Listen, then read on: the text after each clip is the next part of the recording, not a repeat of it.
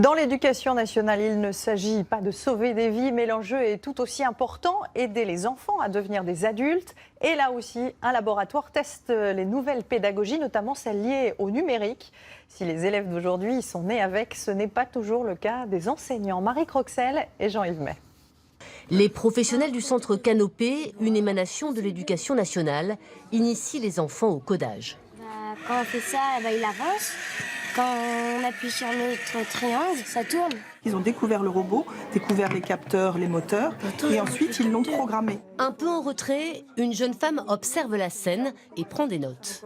On peut se rendre compte que l'interface qui est proposée aux élèves n'est pas compréhensible, ou certains aspects de logiciel ne sont pas compréhensibles, et on peut l'adapter ensuite pour l'améliorer. Car ici, sur le vaste plateau du centre expérimental de Chasseneuil, élèves et enseignants testent les outils et les applications pédagogiques.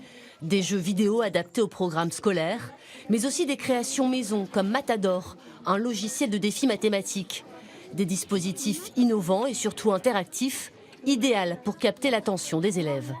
Là, des enfants sont en train de réaliser des films d'animation. Donc ça permet de créer eux-mêmes des contenus et c'est à travers ça aussi qu'ils vont apprendre différemment. Ça me plaît parce qu'on a des tablettes, on s'amuse et en même temps on apprend. On fait un jeu sur le Moyen-Âge et